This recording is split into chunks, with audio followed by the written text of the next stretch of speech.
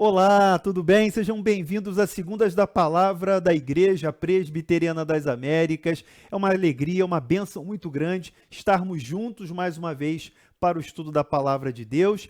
E nesse encontro nós vamos conversar sobre o capítulo 29 de 1 Crônicas. Isso mesmo, capítulo 29 é o último capítulo do primeiro livro de Crônicas e nós vamos dividir esse capítulo, dada a sua importância, nós vamos dividir o estudo em dois encontros. Então, nesse primeiro encontro, vamos ver uma parte do capítulo 29 e no próximo encontro, fechando aí o nosso ciclo de estudos sobre Crônicas, a gente faz a parte final do capítulo. Eu quero convidar você a um tempo de oração para que você, junto comigo, peça ao Senhor a iluminação, a direção que é necessária para a gente poder compreender aqui o estudo, ao ler a Escritura, poder compreender a palavra e trazer lições e aplicações importantes para as nossas vidas. Vamos orar? Senhor, nós te agradecemos por esse tempo, por essa oportunidade que o Senhor nos concede para estudarmos juntos aqui a tua palavra. Concede-nos, Senhor, nessa noite, iluminação, dá-nos entendimento, o esclarecimento para que nós possamos, ao ler a Escritura, compreendê-la e assim aplicá-la em nossas vidas de maneira eficaz no nosso dia de hoje. Oramos assim em nome de Jesus. Amém.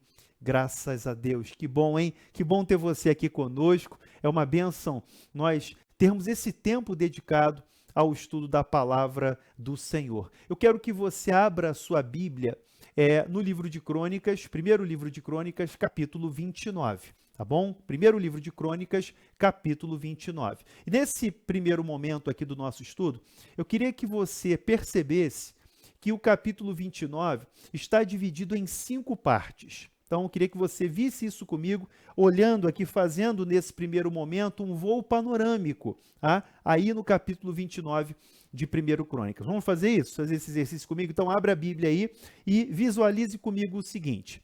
A primeira parte do capítulo 29 vai dos versículos 1 a 5. Então, versículos 1 a 5, marca aí na sua Bíblia. Então, marca aí, do versículo 1 ao versículo 5, nós temos a primeira parte do capítulo final, e eu posso dar como tema, Davi pede a consagração de Israel. Tá? O tema dessa primeira parte é, Davi pede a consagração de Israel. Onde é que está, Marcelo? Versículos 1 a 5, marca aí na sua Bíblia. Então, de 1 a 5 é a primeira parte, Davi pede a consagração de Israel. Posso passar para a segunda parte? Então, vamos lá. Segunda parte. A segunda parte vai dos versículos 6 a 9. Marca aí na sua Bíblia. Do 6 ao 9, nós temos a segunda parte do capítulo 29. E nós podemos colocar como título dessa segunda parte, as ofertas para o templo. As ofertas para o templo. Versículos 6 a 9 do capítulo 29 de 1 Crônicas, as ofertas para o templo. Anotou aí? Terceira parte do capítulo 29, nós vamos dos versículos 10 a 20, versículo 10 ao versículo 20, que é o coração desse capítulo, que é a oração de Davi. Então, marca aí na sua Bíblia, coloca aí, olha, passa aí uma canetinha. A minha Bíblia está marcada aqui, não sei se vocês conseguem ver aqui, né, a marcação que eu fiz para dividir, né, o versículo 10 até o versículo 20, nós temos a terceira parte, que é a oração de Davi, que vai ser o coração desse capítulo, como eu já falei. Anotou aí? Quarta parte. Na quarta parte, Salomão é ungido rei. De novo, né? De novo. Novamente, Salomão vai ser ungido rei. Isso vai aparecer aqui no versículo, a partir do versículo 21 até o versículo 25. Anotou? Então, do 21 ao 25, nós temos a narrativa do momento em que Salomão novamente é ungido rei sobre Israel. Você lembra que houve, no primeiro momento, uma corregência, já falamos sobre isso. No primeiro momento, a parte final do reinado de Davi, há uma corregência em que, por causa da precária condição de saúde de Davi, Salomão, né, ele vai reinar juntamente com o pai. Mas depois, nessa reta final, nós temos esse segundo momento em que Salomão é ungido rei e ele vai governar aí de forma única, né, como um governo monocrático que ele vai exercer nesse momento. Ok? Então, os versículos 21 a 25, Salomão é ungido rei. E o fechamento do capítulo 29, a quinta parte, o fechamento, é a fórmula de conclusão para Davi. Tá? Fórmula de conclusão fórmula de conclusão para Davi. Se você lembra dos estudos de reis que nós já fizemos anteriormente, você lembra daquela parte dos reis? Nós sempre temos na narrativa, nos livros de reis, do início do reinado e do fim do reinado, aquela fórmula de conclusão. Lembra? Fulano de tal morreu e foi recolhido aos seus pais, foi sepultado em Jerusalém, etc. Então, é a fórmula de conclusão do reinado daquele rei. E aqui há uma fórmula de conclusão especial para Davi. Versículos 26 a 30 do capítulo 29. Então, você anotou tudinho aí? Fez o mapa? Então, vamos lá, vou repetir para quem perdeu aí a explicação. Então, nós podemos dividir o capítulo 29 em 5 partes, e é necessário que você faça esse mapeamento aí da sua Bíblia, para poder entender melhor esse capítulo. Primeira parte, Davi pede a consagração de Israel, versículos 1 a 5, primeira parte que a gente vai daqui a pouco analisar. 1 a 5, Davi pede a consagração de Israel. Segunda parte, as ofertas para o templo, versículos 6 a 9. Então, vem aí uma narrativa sobre as ofertas para o templo, dos versículos 6 a 9. Do versículo 10 até o versículo 20, nós temos a terceira parte. Então, de 10 a 20, terceira parte. Nós temos a oração de Davi, que é o centro desse capítulo, que é o coração do capítulo 29, a oração de Davi. Tá bom? Do versículo 10 ao versículo 20. Do versículo 21 ao 25, nós temos o momento em que Salomão é ungido rei. Então, a narrativa sobre esse momento em que Salomão vai exercer o reinado, sucedendo Davi, seu pai. E a parte final que vai dos versículos 26 a 30, é a fórmula de conclusão de Davi. Então, tudo anotadinho aí, colocaram no caderninho, colocaram aí na Bíblia, mapeando, então, para a gente poder extrair aqui o melhor da nossa leitura no momento em que nós nos debruçamos aqui sobre o capítulo 29 de 1 Crônicas. O que nós precisamos entender para começar a leitura desse capítulo? Veja, nós precisamos olhar para todo o livro. A gente está no último capítulo, né? Capítulo 29. E a gente tem que olhar para todo o livro, olha para tudo que foi estudado até agora. E a conclusão que nós podemos tirar é que o projeto de construção do templo é uma iniciativa de Deus. O projeto de conclusão do templo é da iniciativa de Deus. É Deus quem toma a iniciativa. É da vontade de Deus a construção daquele templo. E o cronista faz essa narrativa, ele vai encadeando todos os eventos para que a gente consiga chegar nessa conclusão no capítulo 29. Foi Deus quem escolheu Salomão. Você vai ver isso aqui no capítulo 29, versículo 1. Então, 1 Crônicas 29, versículo 1. Disse mais o rei Davi a toda a congregação: Salomão, meu filho, o único a quem Deus escolheu. O único a quem Deus escolheu. E quando Davi diz o único a quem Deus escolheu, ele está se referindo até a ele mesmo. Porque não foi da vontade de Deus que Davi construísse o templo. Davi foi levantado por Deus, ele é o rei, né, que a gente pode, sem sombra de dúvida, né, estabelecer que ele é o rei mais bem sucedido de Israel. Que isso, Marcelo, não foi Salomão? Veja, o que Salomão conseguiu foi construído, foi alcançado sobre as conquistas de Davi. Davi foi o homem usado por Deus para preparar esse caminho, para pavimentar todo esse caminho, de modo que toda a glória, todas as riquezas, né, toda a dimensão do tempo do reinado de Salomão são fruto do que foi construído por Deus através de Davi durante os 40 anos do seu reinado. Então, a gente pode afirmar aqui com toda tranquilidade, à luz do texto, que Deus escolheu a Salomão. Outra coisa importante também que nós precisamos ter em mente na leitura desse capítulo 29 é que todas as providências e planos vieram do Senhor. E Davi entendeu essa verdade. Eu vou repetir a frase. Todas as providências e planos vieram do Senhor. Se a gente lembrar dos capítulos anteriores, Davi separa os tesouros, Davi separa os recursos, Davi organiza os turnos dos sacerdotes, dos porteiros, dos levitas. Davi tem todo esse trabalho, mas a gente vai entender que quando Davi entrega a planta do templo para Salomão, os planos, toda a organização que é passada de Davi para Salomão, a gente vai contemplar, a gente vai entender que todas essas providências, todos esses planos vieram do próprio Deus. Por quê? Porque ele é o idealizador da construção do templo. A iniciativa é do Senhor. Isso traz para a gente uma mensagem importante. Eu já queria fazer, antes da gente entrar no texto aqui propriamente dito, nessa introdução, eu quero fazer com você já uma rápida aplicação e uma ligação com o Novo Testamento. Se a gente parar para pensar, quem é o templo hoje? Quem é o templo hoje? Semana passada o Gutenberg até colocou essa pergunta, O Gutenberg fez essa referência lá na Nova Jerusalém, no novo céu e nova terra. Nós vimos em Apocalipse, vamos ver em Apocalipse 21, que a cidade não precisa de templo, porque o Senhor é o seu próprio templo. Deus vai habitar juntamente com os seus filhos, Quando João, lá em Apocalipse 21, vai dizer, eis o tabernáculo de Deus entre os homens.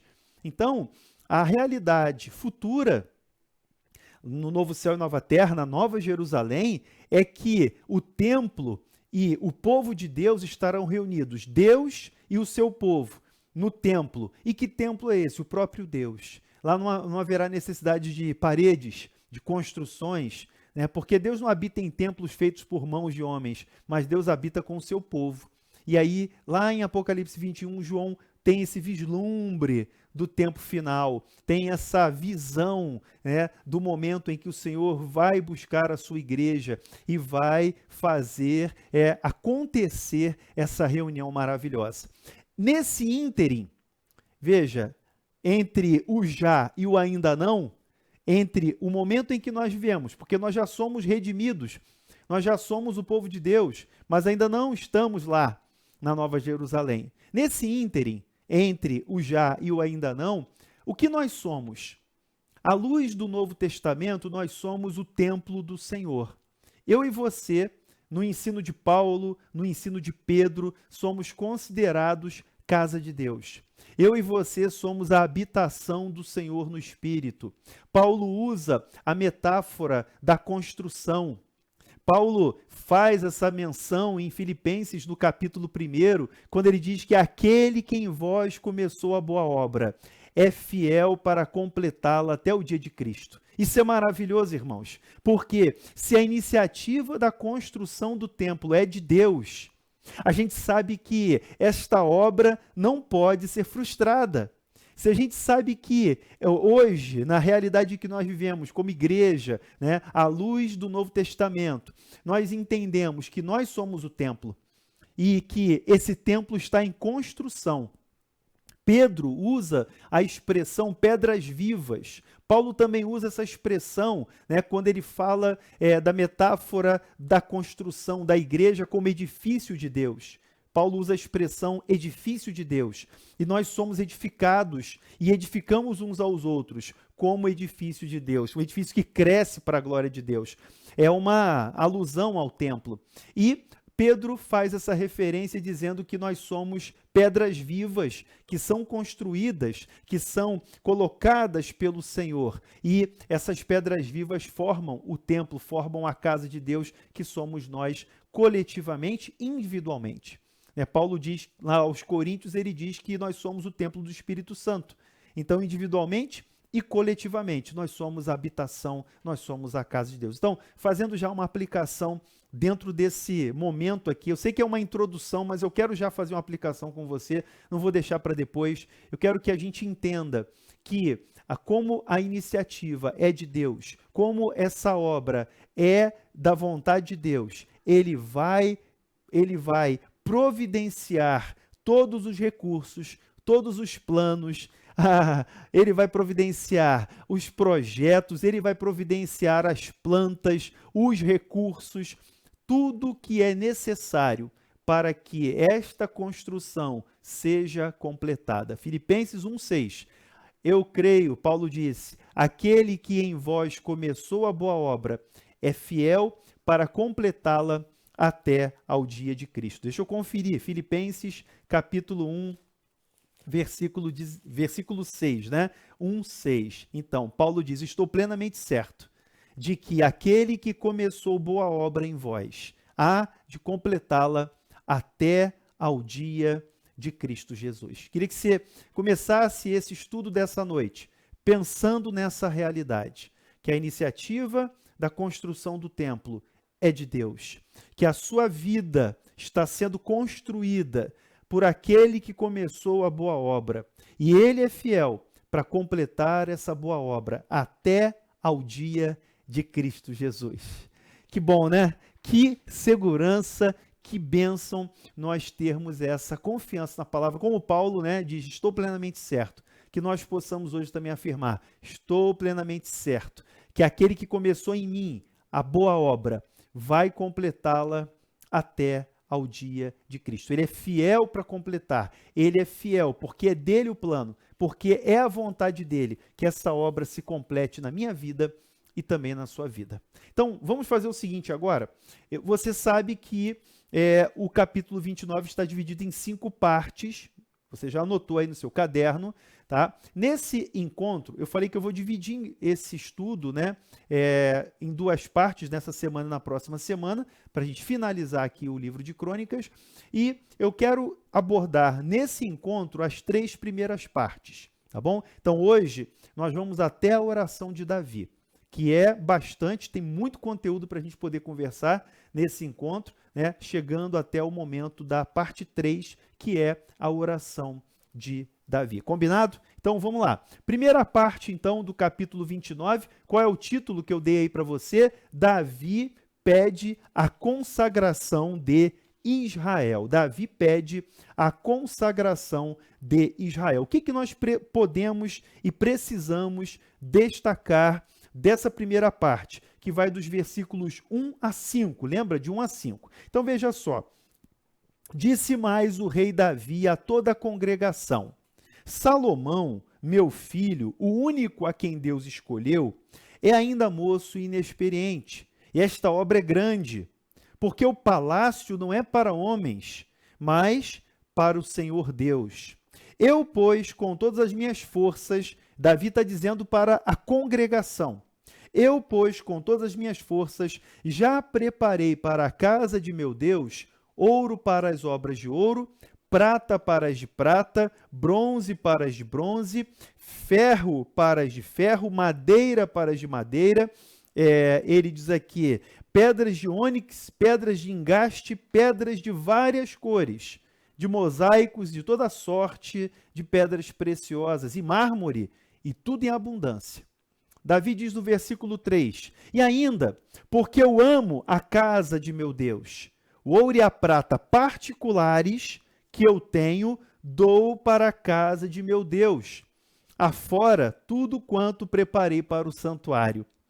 3.000 talentos de ouro, do ouro de Ofir, 7.000 talentos de prata purificada para cobrir as paredes das casas, ouro para os objetos de ouro e prata para os de prata, e para toda a obra dos artífices. Davi termina com uma pergunta, quem, pois, está disposto hoje a trazer ofertas liberalmente ao Senhor?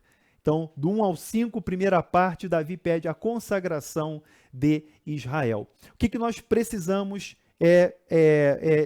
tirar desse texto aqui, extrair aqui do texto que é fundamental? Primeiro, que nós temos uma assembleia com todo o povo. Veja que nessa assembleia não é apenas a liderança, mas os líderes e todo o povo.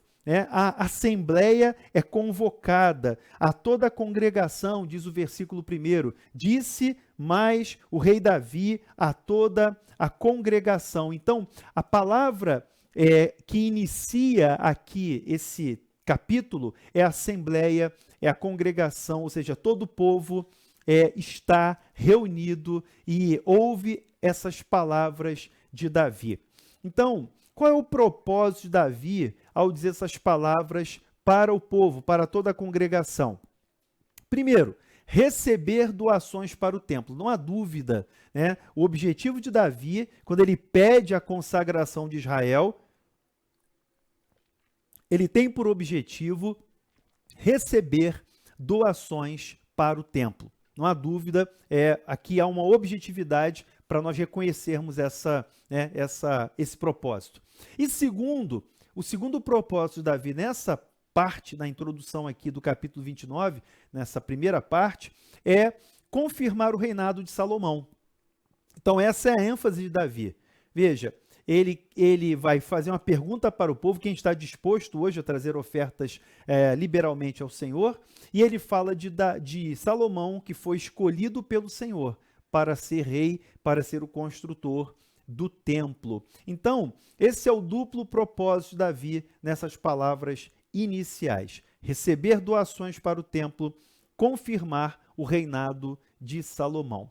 É importante a gente entender, isso aqui é uma verdade que é reforçada no capítulo 29, que apesar de escolhido, Salomão é inexperiente. Davi deixa isso claro, ele diz assim, olha, o único a quem Deus escolheu, Salomão, é ainda moço e inexperiente. E essa obra é grande. Mas por que essa obra requer alguém experiente, alguém que tenha vivência? Porque o que vai ser construído ali não é para o homem. Davi chama de palácio. É interessante que a palavra usada aqui pelo cronista, palácio, é uma palavra pós-exílica. A gente vai ver algumas expressões aqui. É claro que o livro de Crônicas é um livro pós-exílico. O cronista, ele vai nas fontes antigas, ele vai nas fontes, no final do capítulo 29, ele vai fazer referência a Samuel, a Natã e Gade, os cronistas. Então, o cronista aqui, pós-exílico, ele está falando para uma geração que veio lá do cativeiro da Babilônia, que volta para a terra, para Jerusalém, para a reconstrução dos muros, para a reconstrução do templo, para a reconstrução da sua vida como povo de Deus na terra que Deus tinha dado a eles e que prometera trazê-los de volta depois do cativeiro da Babilônia. Então, essa é uma palavra, palácio, aqui no versículo, quando Davi fala aqui no versículo 2, no versículo 1, perdão, no versículo 1 ele diz, porque o palácio não é para homens, mas para o Senhor Deus. Essa mesma palavra, você vai encontrar em Neemias capítulo 2, abra aí comigo, Neemias capítulo 2, então Neemias é um pouco antes, Crônicas, Esdras, Neemias, Então, antes de Salmos aí e depois de Crônicas. Deixa eu pegar aqui que minha folhinha está voando. Mas vamos lá. Deixa eu abrir aqui com vocês. Neemias capítulo 2, versículo 8. Leia comigo aí. Neemias 2:8. Achou? Eu estou quase achando aqui. Vamos lá. Opa, passou direto. Neemias 2, versículo 8. Então, aqui, olha, estou em Esdras. Neemias, Esdras. Esdras, Neemias. Passei, olha só, tomando surra da Bíblia aqui. Vamos lá. Neemias 2:8. Pronto, cheguei. Então, ele diz assim, olha, Neemias 2:8. E como também carta para Asaf, guarda das matas do rei, para que dê madeira para as vigas das portas da cidadela do templo, para os muros da cidade e para a casa em que deverei alojar-me. E o rei mais deu, porque a boa mão do meu Deus era comigo. Então, essa palavra cidadela do templo é a mesma palavra usada pelo cronista aí no capítulo 29 como palácio para o Senhor. Então, aqui a ideia de uma capital, de uma fortaleza. E o centro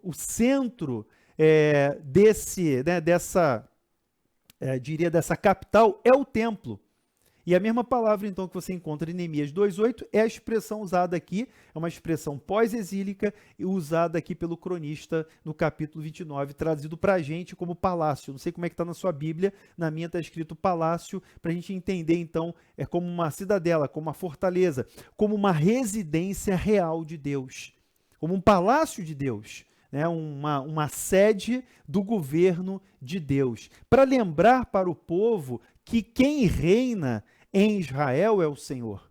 Para lembrar para o povo que está voltando do exílio, que está reconstruindo a vida, que o Senhor é rei. Então, essa fortaleza, essa residência real de Deus, que é o centro da vida do povo que volta do cativeiro, do exílio. Davi diz aqui que fez com todas as suas forças. Então, é interessante essa expressão de Davi, quando ele diz assim, olha, no versículo 2, eu, pois, com todas as minhas forças, já preparei para a casa de meu Deus. Então, o texto quer mostrar para a gente o seguinte, com todas as minhas forças, ou seja, Davi empenhou todo o seu esforço, tudo que ele tinha às mãos, tudo que ele tinha, ele empenhou, ele concentrou as forças nesse propósito. Isso é interessante, essa fala de Davi é importante, porque Davi, como líder do povo de Deus, Davi como rei, o homem segundo o coração de Deus, ele teve um foco, ele teve uma atenção especial nessa missão. É interessante a gente lembrar que Davi se envolveu em muitas guerras, que Davi teve um reinado longo de 40 anos, mas Davi, apesar dos percalços, apesar das falhas, de seus pecados, Davi não perdeu o foco. E essa fala é importante porque ele diz que com todas as forças, ele reuniu esses recursos para a casa do Senhor. E ele acrescenta no versículo 3 o seguinte, e ainda, porque amo a casa de meu Deus. Essa é uma expressão particular. No versículo 2, Davi está falando dos recursos públicos que foram reunidos para a construção do templo.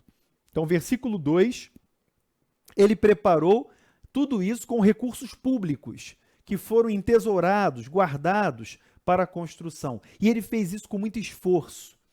Você imagina que todo esse recurso que Davi conseguiu juntar era proveniente das guerras, dos despojos de guerra que Davi venceu. Então ele fez isso com muito esforço. As guerras de Davi não eram guerras sem propósito, eram guerras voltadas à preparação desses recursos que eram destinados à construção da casa de Deus. Isso é importante a gente entender, então, essa expressão de Davi, com todas as minhas forças. Mas no versículo 3, tem um aspecto diferente. No versículo 3, Davi não fala de força, Davi fala de amor. Ele diz, e ainda, porque eu amo a casa de meu Deus. Meus irmãos, que frase linda de Davi. Porque eu amo a casa de meu Deus. E aí, aqui no versículo 3, Davi está falando de uma dedicação do que é particular dele. No 2 é o público, recursos públicos. No 3, Davi está dizendo, eu peguei, porque eu amo a casa de meu Deus, o ouro e prata particulares que eu tenho, eu dou para a casa de meu Deus, afora tudo quanto eu preparei para o santuário. E o que esse texto ensina para a gente? Primeiro que Davi, como rei, ele mostra, ele dá um exemplo aqui, dá um testemunho dessa generosidade, porque ele consagra o seu patrimônio particular. É claro que ele deve ter separado ali a herança dos seus filhos, com certeza, né? Ele deve ter separado, né, os quinhões ali dos seus descendentes, deixou ali a herança, né, a legítima de cada um, mas ele separou do seu próprio patrimônio recursos de forma generosa para a casa do Senhor. Eu pergunto, qual é a razão? Primeira parte, os recursos públicos foram angariados com muitos esforços, com toda a minha força. E agora, Davi está dizendo, porque eu amo a casa de meu Deus. Então, ele tira do seu patrimônio particular e ele consagra a casa de Deus, esse patrimônio, porque ele ama a casa de Deus.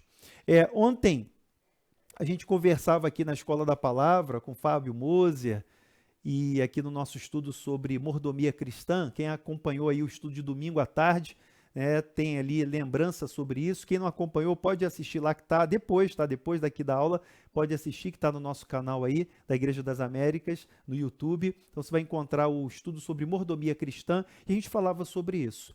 Jesus diz, onde estiver o vosso tesouro, aí estará também o vosso coração. E é uma pergunta importante, que nós precisamos fazer para a gente hoje.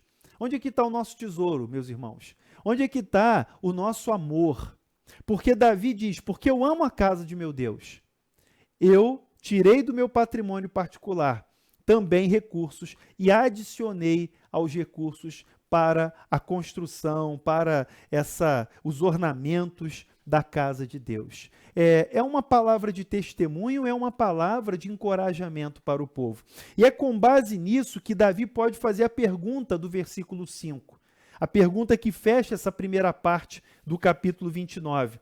Quem, pois, está disposto hoje a trazer ofertas liberalmente ao Senhor, generosamente ao Senhor? Então, Davi, é interessante que nesse momento, a partir do esforço e a partir do amor do público e do privado, Davi coloca diante da congregação esse pedido de consagração. Por isso que o tema dessa primeira parte é Davi pede a consagração de Israel. Mas vamos mergulhar mais profundamente.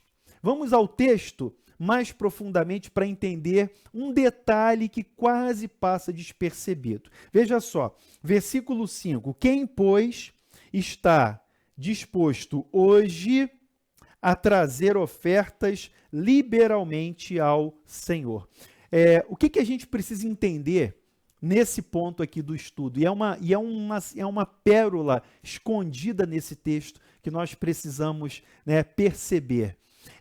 A palavra usada por Davi aqui, a expressão, quando ele fala generosamente, trazer ofertas generosamente, é a mesma expressão que é usada em Êxodo capítulo 28, versículo 41, e Levítico 8, 33. Queria que você abrisse aí comigo esse texto. Êxodo capítulo 28, 41. Volta lá no Pentateuco. Êxodo capítulo 28, versículo 41. Leia aí comigo. Abra aí, por favor. Diz assim, olha, escuta isso. Aí você vai entender o detalhe do cronista nesse arremate da primeira parte. Ele diz assim, olha, Êxodo 28, 41. Chegou aí? E com isso vestirás Arão, teu irmão, bem como seus filhos, e os ungirás, e consagrarás, e santificarás, para que me oficiem como sacerdotes. Êxodo 28, 41. E consagrarás e santificarás, para que me oficiem como sacerdotes. Marca aí esse texto. Levítico 8, 33. Vamos lá para Levítico capítulo 8, versículo 33. Leia comigo aí. Levítico 8, 33. Está escrito assim: também da porta da tenda da congregação não saireis por 7 dias, até o dia em que se cumprirem os dias da vossa consagração, porquanto por 7 dias o Senhor vos consagrará. Esses dois textos falam do sacerdócio araônico. E, meus irmãos, minhas irmãs, por que o cronista usa a mesma expressão? Quando o cronista fala de trazer ofertas liberalmente, o cronista está usando a mesma expressão da consagração dos sacerdotes lá em Êxodo que nós lemos 28:41 e Levítico 8:33. Marcelo, o que significa isso? Eu não entendi esse negócio aí. Vamos lá, vamos entender definitivamente, vamos captar esse detalhe, né, essa pérola de grande valor que tem o texto aqui que a gente está lendo. Então veja só, Davi está fazendo um apelo ao povo para que se autoconsagre. Os textos paralelos que nós lemos aqui, de Êxodo e Levítico, falam da autoconsagração dos sacerdotes. Aqueles dois textos. A expressão que é usada em Crônicas é a mesma. E ela quer mostrar para a gente que o apelo de Davi não é um apelo financeiro. O apelo de Davi não é um apelo por dinheiro. O apelo de Davi não é apelo por ofertas. O apelo de Davi, em última análise, é um chamado, é uma pergunta, é um desafio para consagrar as nossas vidas ao Senhor. Quem, pois, está disposto hoje a se autoconsagrar generosamente, liberalmente ao Senhor? Esse é o significado do texto. Ah, Marcelo, mas ele queria ofertas, sim, mas antes das ofertas, o foco é o coração.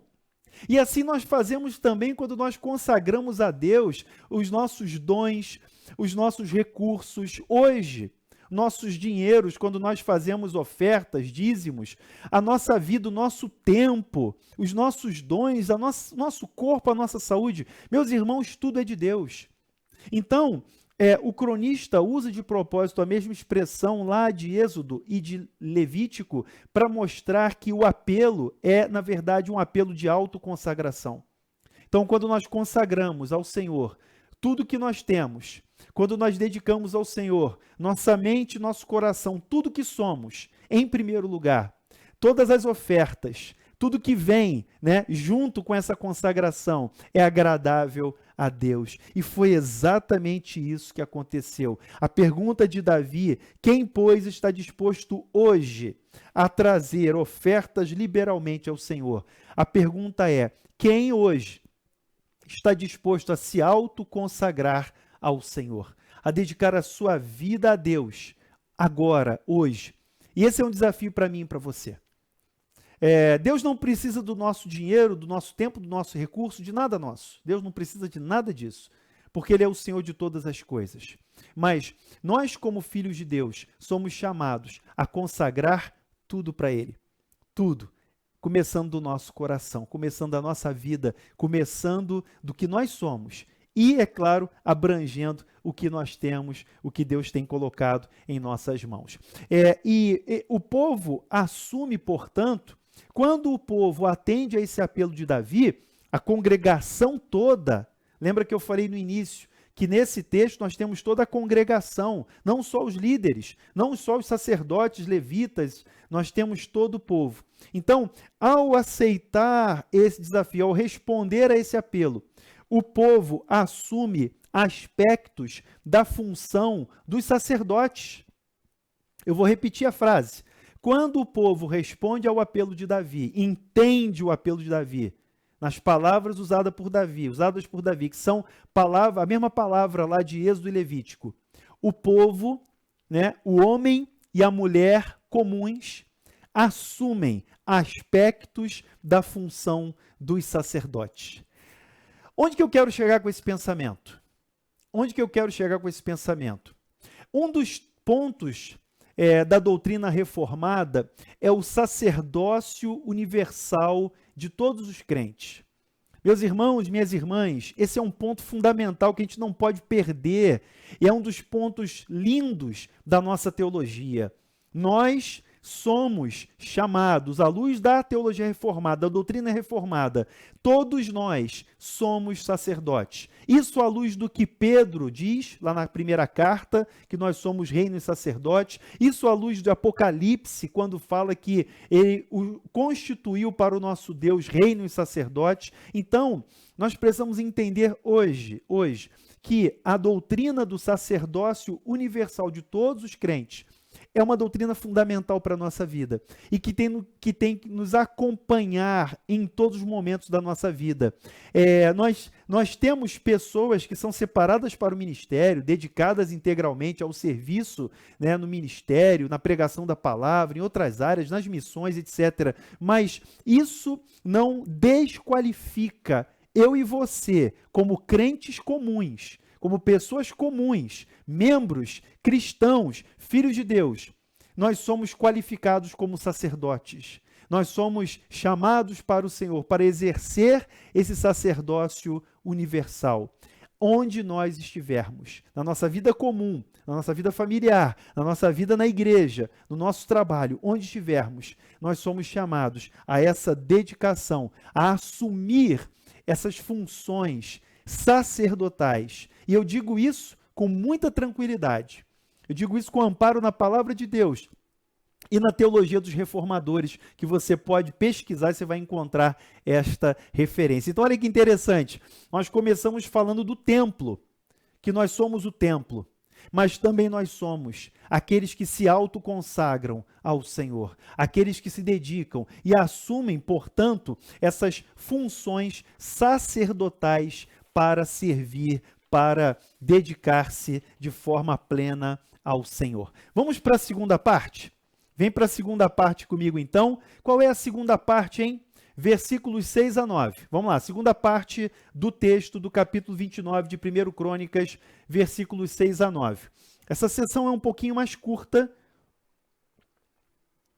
e ela fala das ofertas para o templo. Versículos 6 a 9, as ofertas para o templo.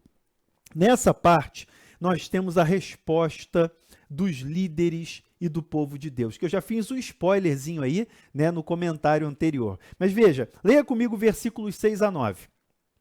Então, os chefes das famílias, os príncipes das tribos de Israel, os capitães de 1000 e os de 100, e até os intendentes sobre as empresas do rei, voluntariamente contribuíram. Marca aí, sublinha aí o versículo 6. Os chefes, os líderes, voluntariamente contribuíram. Voluntariamente contribuíram. A raiz é a mesma da autoconsagração que nós acabamos de apresentar. E deram para o serviço da casa de Deus 5.000 talentos de ouro, 10.000 dáricos, para tudo. Dáricos ou daricos, o que é isso, né? Daricos, acho que é daricos a pronúncia, daricos, não tem acento, daricos. É interessante aqui, essa expressão daricos é uma expressão pós-exílica. Essa moeda, né, que ele coloca aqui, 10.000 daricos, era uma moeda cunhada por Dario, da Pérsia.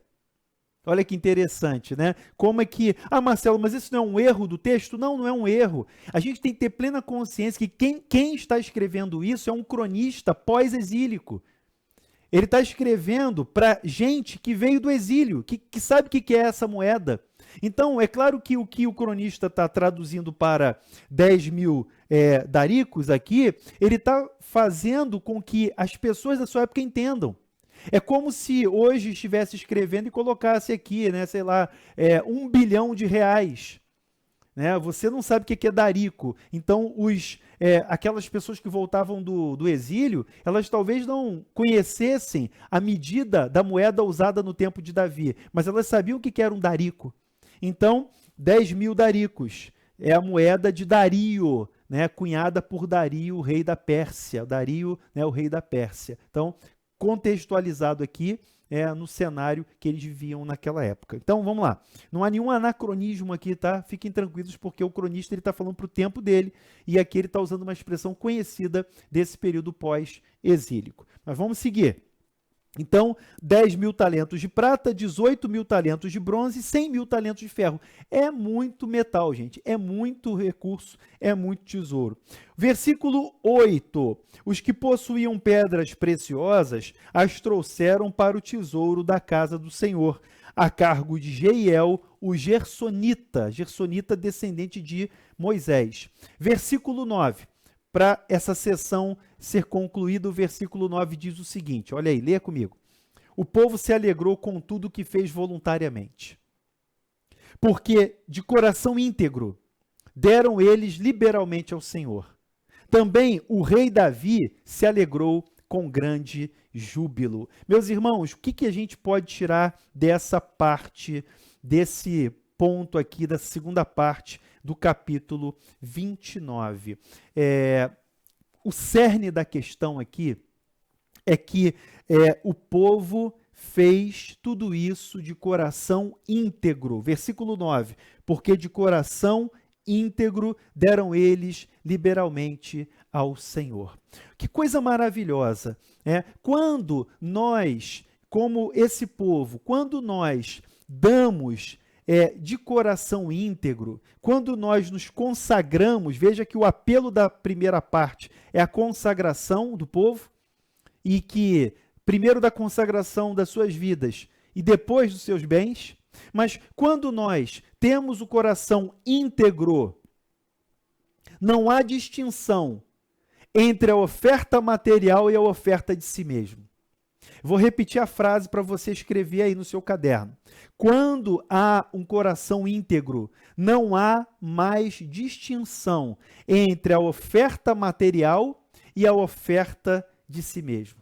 Essa é uma verdade que o texto ensina para a gente. Quando nós temos um coração íntegro, não há mais distinção entre a oferta material e a oferta de nós mesmos.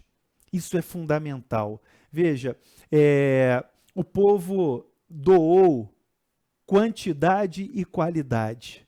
Ouro, prata, bronze, ferro, pedras preciosas. O povo deu voluntariamente. Eles contribuíram voluntariamente. E o cerne da questão é o coração íntegro. Generosidade sacrificial, oferta livre, com alegria, são as chaves aqui dessa parte. Alegria, voluntariedade, coração íntegro, a generosidade sacrificial.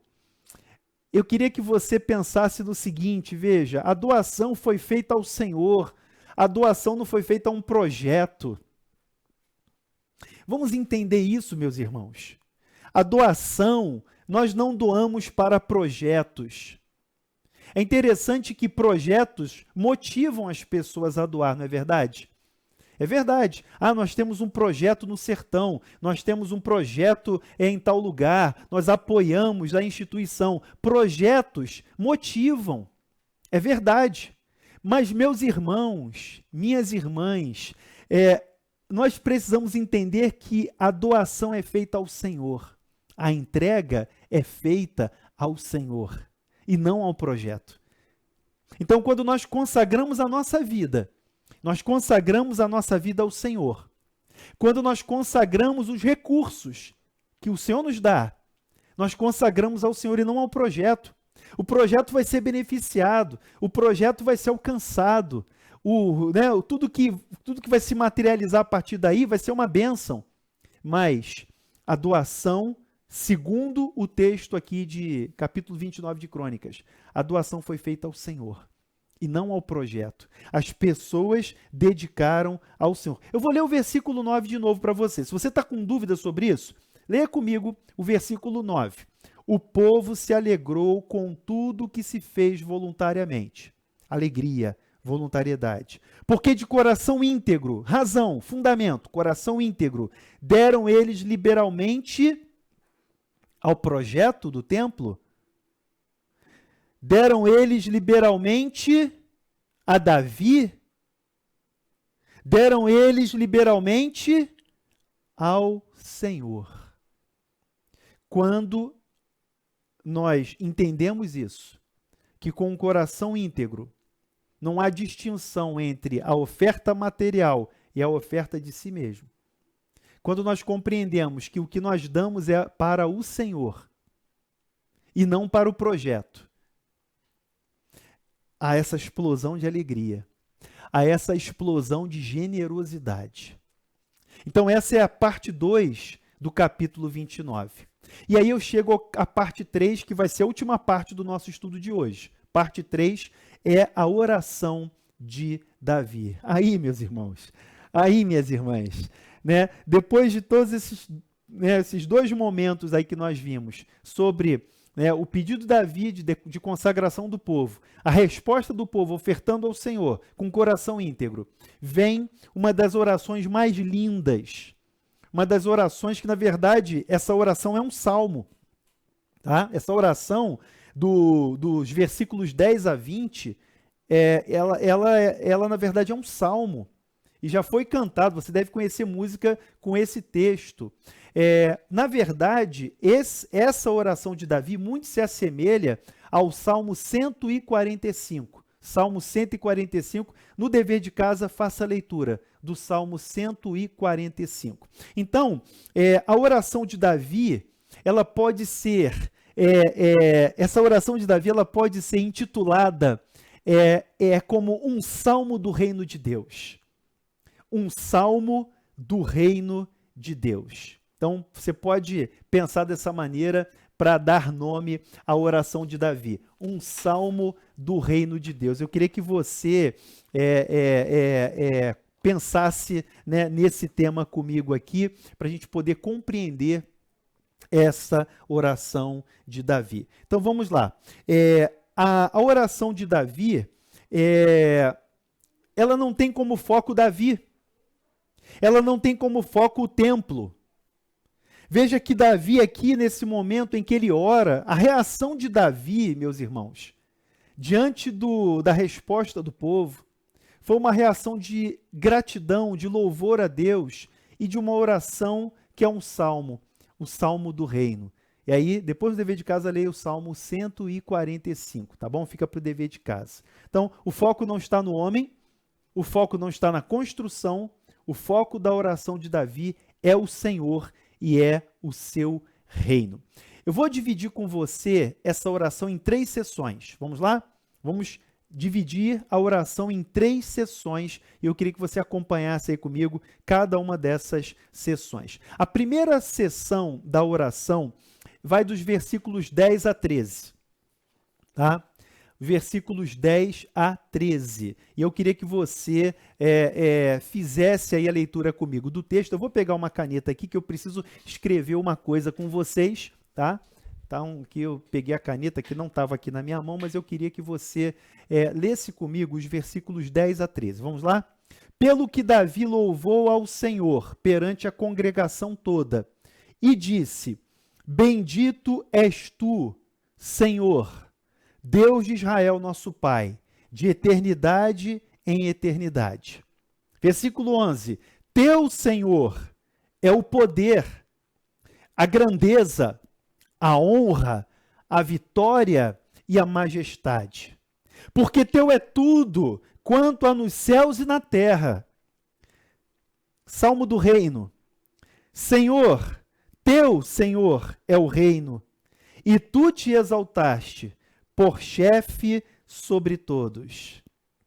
Versículo 12. Riquezas e glória vêm de ti. Tu dominas sobre tudo. Na tua mão há força e poder. Contigo está o engrandecer e a tudo dar força. E aí o versículo 13 fecha essa primeira sessão da oração do Salmo de Davi. Agora, pois, ó nosso Deus, graças te damos e louvamos o teu glorioso nome. Que oração maravilhosa, que salmo, meus irmãos, que salmo. E eu queria que vocês visualizassem comigo aqui, né, a estrutura, tá? A estrutura dessa sessão, tá? Eu vou escrever aqui e aí você vai fazer a leitura comigo, tá? Dá para ler aqui, ó. Tá escrito aqui quiasmo, né? Quiasmo. Tá lendo aí? Quiasmo. Então, os versículos que nós acabamos de ler, eles formam uma estrutura de quiasmo. Aí você vai me dizer, Marcelo, que negócio é esse? Quiasmo, né? Quiabo? Não, quiasmo. Quiasmo. A estrutura aqui é um quiasmo simples. Eu vou explicar para vocês aqui como é que ela funciona, tá? Então, eu vou fazer aqui um esqueminha no papel e vocês vão entender, né, o significado, tá bom? Então, é o seguinte. É assim, ó, vou mostrar aqui para vocês, tá? Espero que vocês consigam enxergar aqui comigo. Então, o quiasmo é o seguinte, tá? Versículo 10b, aqui, versículo 11a, aqui, o versículo 11b, tá? Eu vou explicar para vocês o que eu estou fazendo aqui. Versículo 12a, versículo 12b e versículo 13, tá? Eu queria que vocês visualizassem aqui, olha, esse desenho maravilhoso que eu fiz aqui, tá? O que é um quiasmo, tá? O quiasmo é essa estrutura, e ela tem, eu vou mostrar aqui para vocês o seguinte, o quiasmo, ela tem um ponto central, ele tem um ponto central aqui, então vou explicar para vocês aqui como é que funciona, tá? Agora, veja aqui, com essa marcada em amarelo aqui. Então, olha só, deixa eu explicar para vocês o quiasmo, né, para vocês aqui acompanharem comigo. Então, olha só, tá vendo aqui, olha, a estrutura é a seguinte, A, B, C, C', B', A', tá bom? Então, essa estrutura poética, porque isso aqui é uma poesia, esse Salmo de Davi, em forma de oração, é uma poesia, e ela está nessa forma de quiasmo. Então, a ideia aqui de A é repetida em A'. A ideia de B é repetida em B'. E a ideia de C e C', aqui, olha, são centrais. Então, o que ele faz? O que é um quiasmo? É uma estrutura que vai colocando os termos nesta ordem, e aqui no centro ele vai repetir a ideia. Então, o centro da poesia está aqui, olha, nesse C e C', que são os versículos 11b e 12a. Quando a gente fizer a leitura de novo, vocês vão visualizar isso aí comigo. Então, depois ele vem para o B de novo e para o A de novo, tá? Então, vamos lá. O que nós temos aqui, né, nessa estrutura? A, nós temos o louvor. Aqui no B, nós temos as posses, e os dons, e no C nós temos o reino, tá? Então, a estrutura se repete assim, dessa forma. Então, você tem aqui louvor, as posses e o reino. E depois ele vai fazer essa estrutura no final. Então, vamos lá, ver se eu consigo aqui, se minha letra ficou legal aqui para vocês. Olha só. Então, A, louvor, B, são as posses, e C, o reino. Aí vem aqui o reino, as posses e o louvor, tá bom? Se você quiser, tira uma foto aí da tela, que aí você vai visualizar comigo e vai entender o que eu estou querendo mostrar aqui para vocês. Então, vamos lá, vamos fazer o seguinte, vamos reler essa seção de 10 a 13. Releia comigo aí. Então, veja só, no versículo 10b, é quando ele diz assim, olha, bendito és tu, Senhor, Deus de Israel, nosso Pai de eternidade em eternidade. Aí na sua Bíblia, coloca um azinho. Aqui, ó, como eu fiz aqui na minha Bíblia, eu coloquei um A. Aqui, ó, tem um azinho aqui que você vai enxergar aqui, letra A, tá vendo? Então, bendito és tu, Senhor, Deus de Israel, nosso Pai de eternidade em eternidade. Nessa partezinha, nessa parte B do versículo 10, coloca a letrinha A. Nessa segunda parte, coloca a letrinha A, para a gente entender o quiasmo, tá?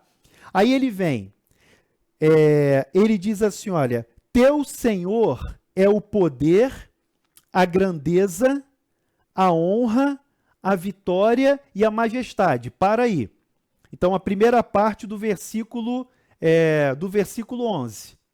Aqui, olha, teu Senhor é o poder, a grandeza, a honra, a vitória e a majestade.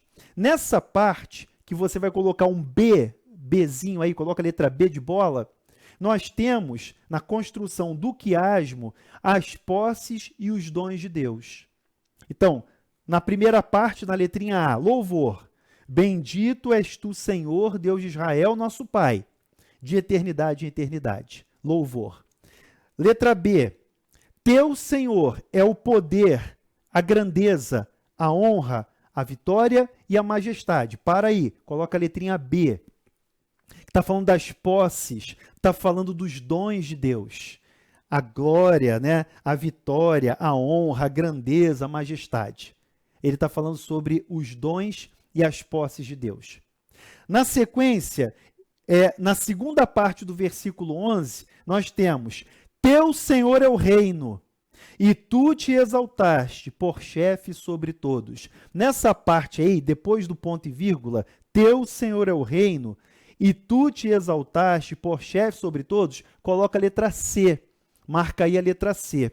É a letra C que vai ser o centro do quiasmo. A ideia central da poesia está aí, nessa parte. Então, qual é a ideia central? O reino de Deus. Por isso que esse é um salmo do reino de Deus.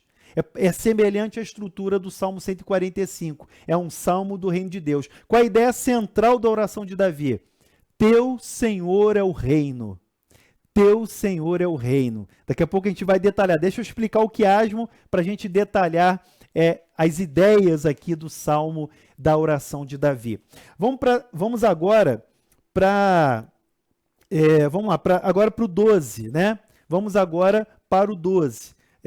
Ele diz assim, olha, 12, primeira parte. Riquezas e glória vêm de ti.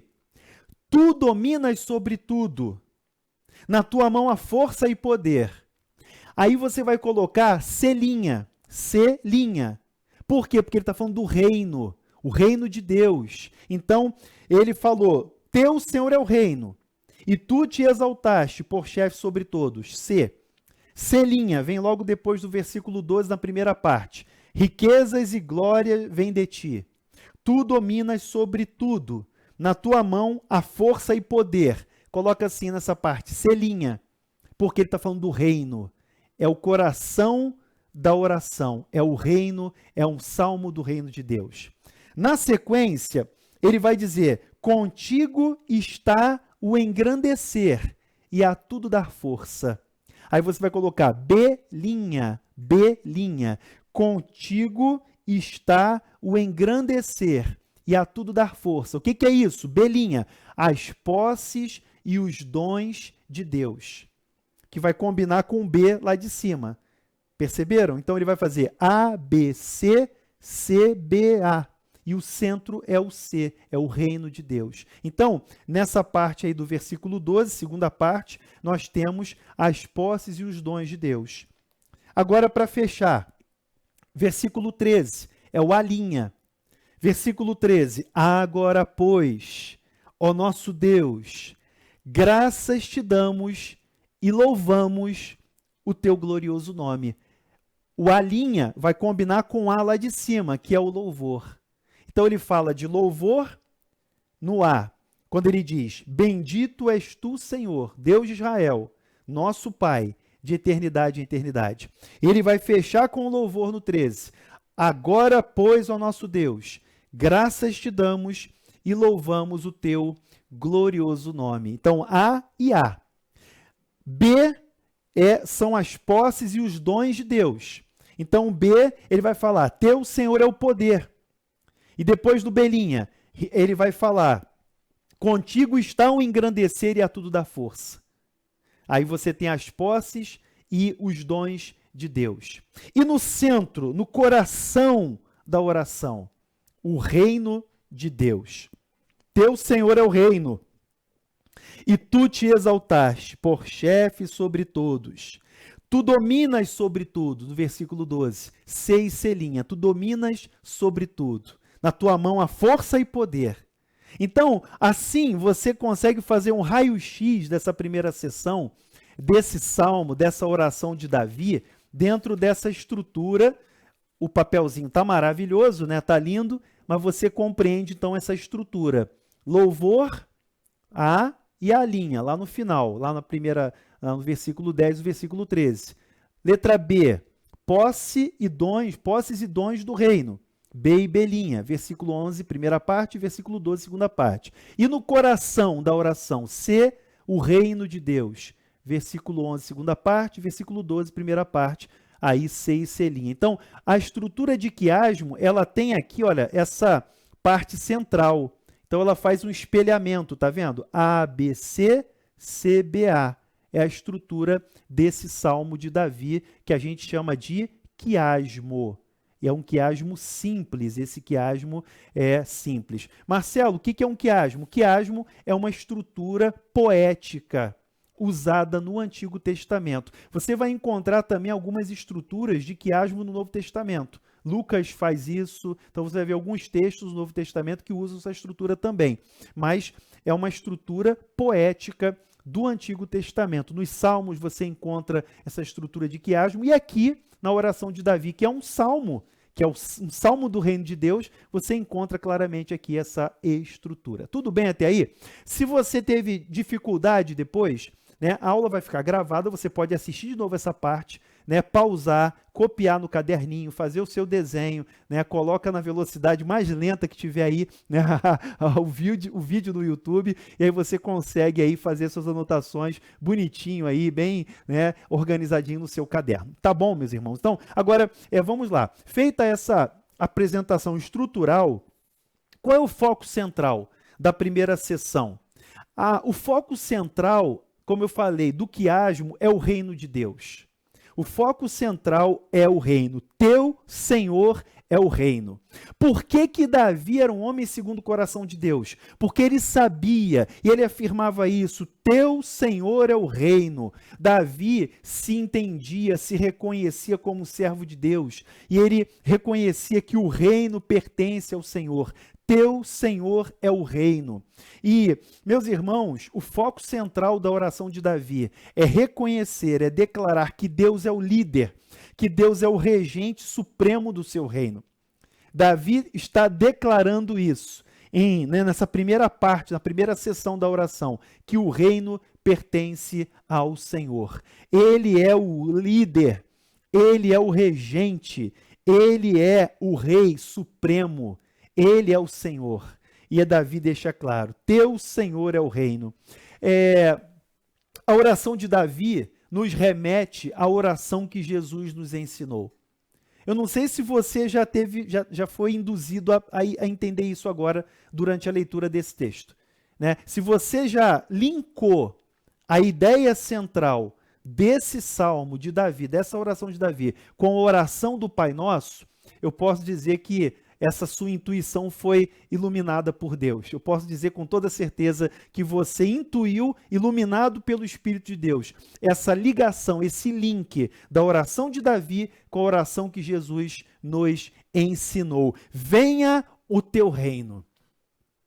A oração do Pai Nosso, veja que Davi, voltando só um pouquinho, no versículo 10, na primeira parte, quando ele faz o louvor, ele diz assim, bendito és tu, Senhor Deus de Israel, nosso Pai.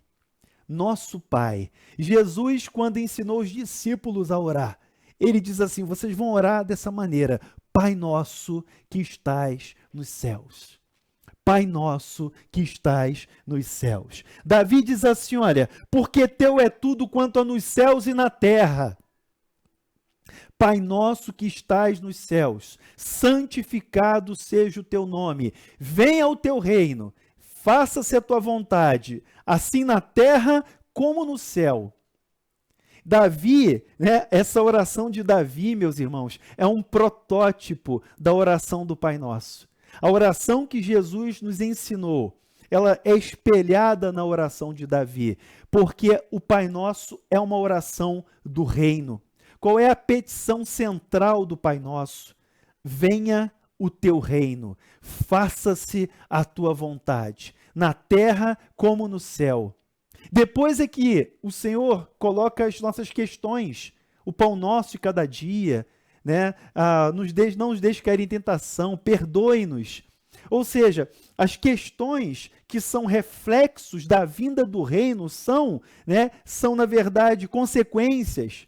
Mas a primeira petição de Jesus é, venha o teu reino, faça-se a tua vontade. É a oração de Davi, nosso Pai. Ele diz, quanto há nos céus e na terra, teu Senhor é o reino, venha o teu reino. Meus irmãos, a oração de Davi tem muito a nos ensinar, junto com a oração que o Senhor nos ensinou, a oração do Pai Nosso. Deus é quem possui tudo e é quem dá livremente tudo a quem Ele quer, a quem Ele deseja. Que oração maravilhosa!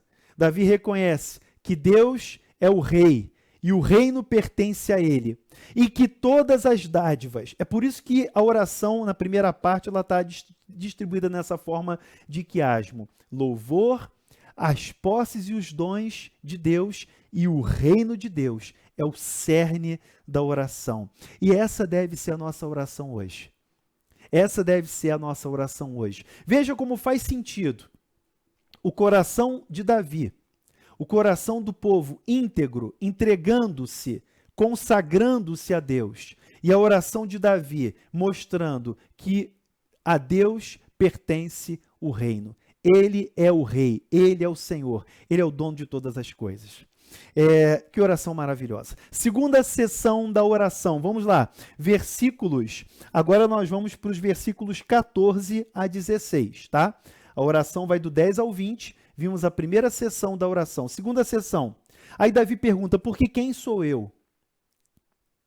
E quem é o meu povo, para que pudéssemos dar voluntariamente essas coisas? Davi faz uma pergunta retórica na oração: Senhor, quem sou eu e quem é o meu povo para que pudéssemos dar voluntariamente todas essas coisas? Porque tudo vem de ti e das tuas mãos tu damos. Peraí, faz sentido para você essa frase? Faz sentido para você essa frase? A ideia da frase é que Davi coloca nessa oração, o centro está na expressão tudo vem de ti. Meus irmãos, a maturidade cristã nos leva a reconhecer que todo bem, maturidade cristã, maturidade na caminhada com Deus, ela vai nos levar a compreender que todo bem, inclusive o sucesso material, os atos de bondade, tudo isso é dom de Deus. Davi está dizendo: quem sou eu? Meus irmãos, nós vimos que ele fez muito esforço, ele juntou recursos públicos e ele doou o seu patrimônio particular. Nós vimos que o povo de Deus atendeu ao apelo de Davi, se consagrou e voluntariamente fez doações generosas. A pergunta de Davi é: quem sou eu e quem é o meu povo, para que dessemos a ti dessa forma generosa? Davi está reconhecendo que tudo é dom de Deus. Davi está reconhecendo que todo fruto, toda dádiva, todo sucesso, toda ação vem de Deus.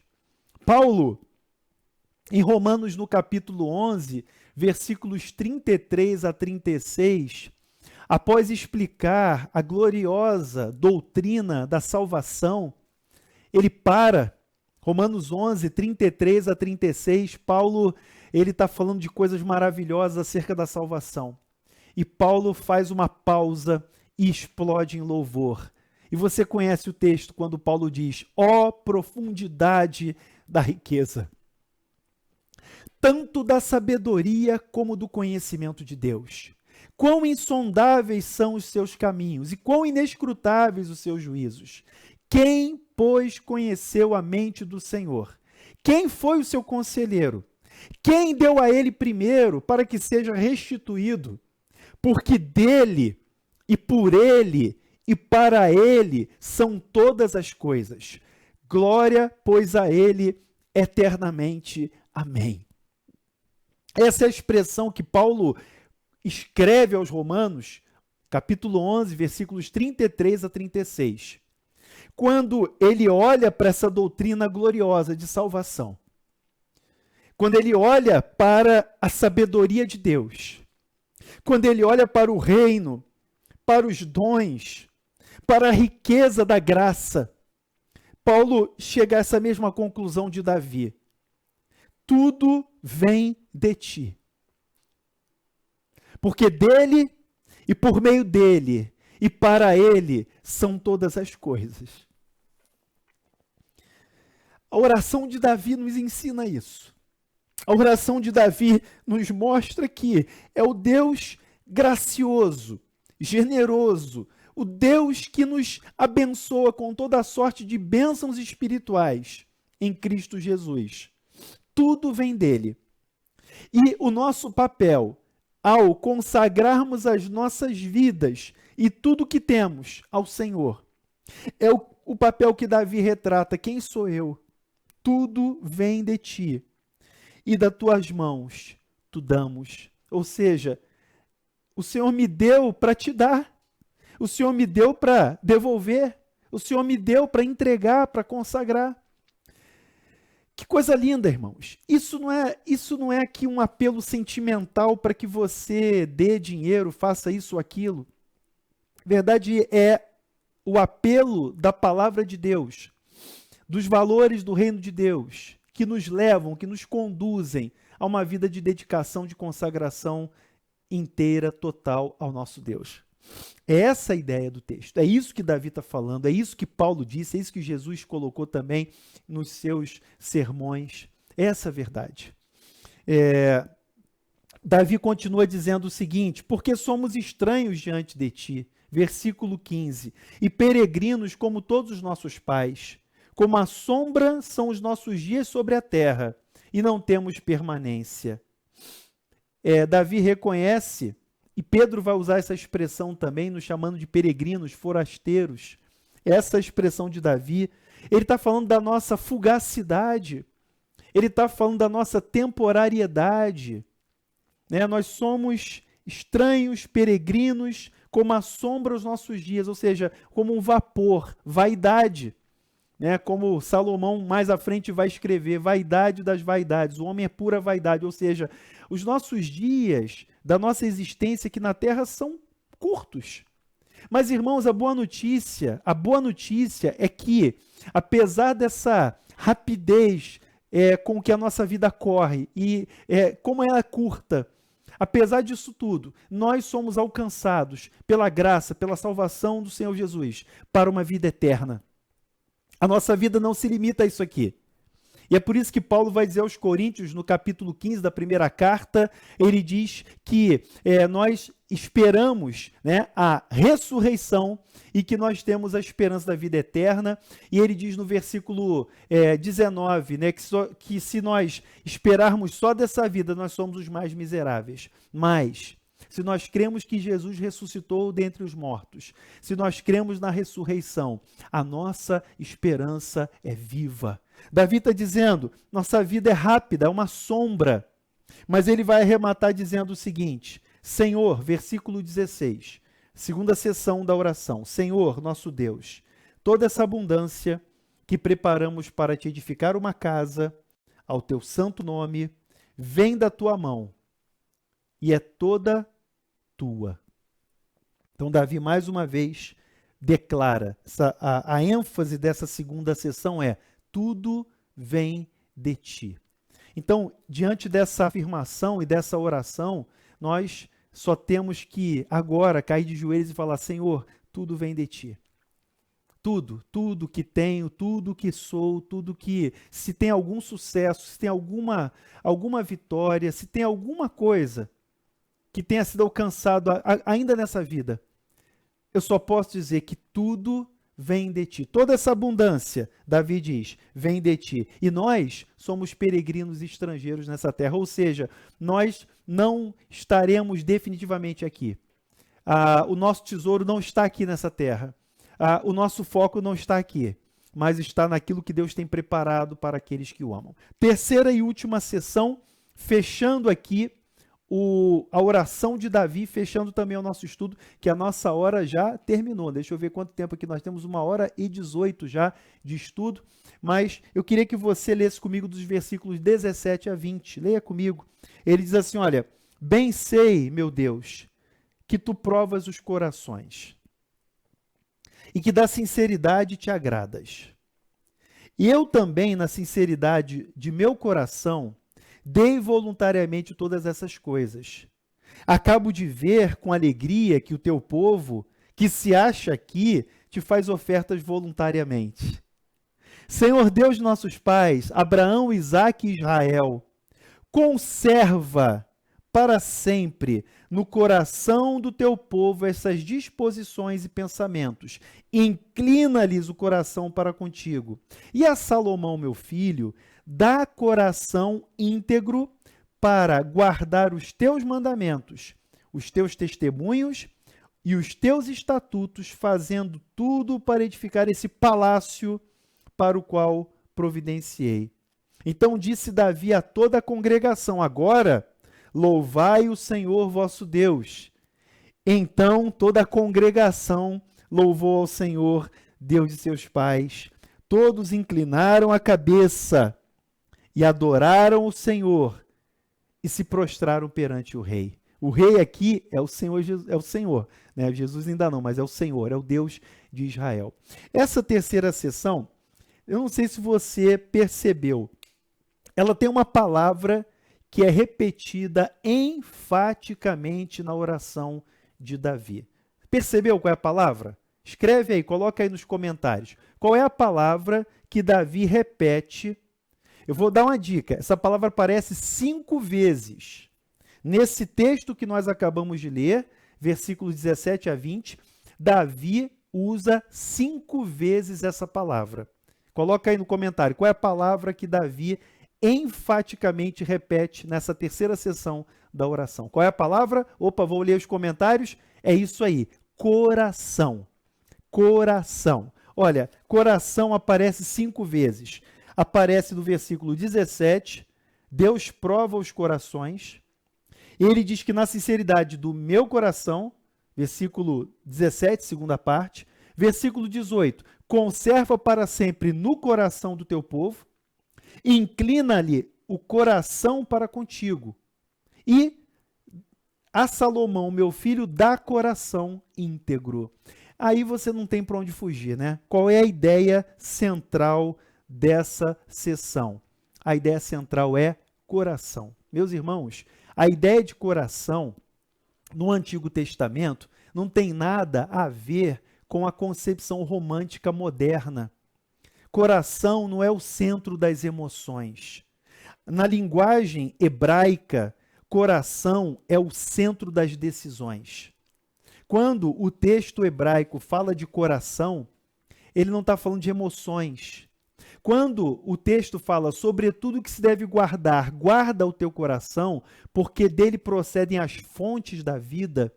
Quando Jeremias fala que o coração é enganoso, ele não está falando de sentimentos e emoções. Ele está falando de centro de decisão. O coração, a expressão coração aqui no Antigo Testamento, ela tem essa lógica, essa decisão, ou seja, onde estão as minhas motivações, onde estão as minhas razões, as minhas intenções mais íntimas. Essa é a ideia do coração. É por isso que Davi fala que Deus sonda o coração.